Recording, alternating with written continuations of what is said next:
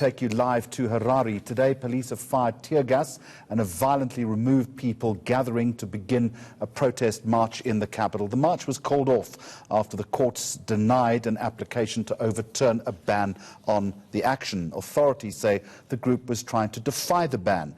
For more on this, we are going to talk to a political commentator, Ibo Mandaza, in Harare. He's standing by. But before we talk to him, let's listen very quickly to what President Emmerson Mnangagwa has said about the amount of power and respect that ZANU-PF has in that country.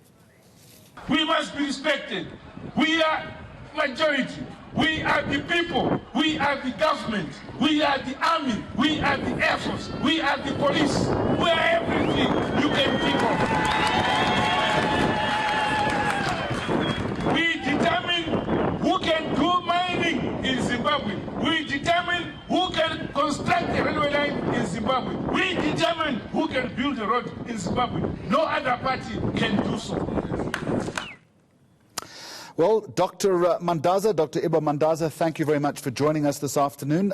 Let me ask you this, if I can. We've just listened to President Emmerson Mnangagwa essentially saying that ZANU-PF has and should demand respect. But the situation under his administration appears to have been, or appears to be worsening. Are people's patience, or is people's patience running out? Yeah, people's patience is running out, obvious. But the impression of failure is more than possible. As some of us said, when the coup took place in November 2017, it was really an advanced stage in the disintegration of the state. And sadly, we were proved right as what we're seeing now at really the last stages, the last kicks of the dying horse, one might say. So the MDC is leading this at the moment, Dr. Mandaza. How widespread is their support, and perhaps how tenuous would you suggest that Emmerson Mnangagwa's grip on power is, if that at all is a debate? It's very tenuous indeed, his grip on power, as is evidenced by not only by the manner in which he is so heavily guarded wherever he moves, not to mention the kind of a preemptive strategy that the state has taken with respect to an opposition which is far bigger than the MDC itself. One can say 95% of the people were in the opposition. But having said that, we only had around 100 MDC supporters actually turning out for the protest today. Why is that? I don't know about that, but what I know is that there was heavy mobilization across the country. But Harare in particular, about which I'm more familiar, the city was cordoned off. All the entry points in the city were cordoned off by police from last night already, from yesterday. And even if the protest was allowed to take place, it's doubtful that they would have been allowed to get into town, as we can see.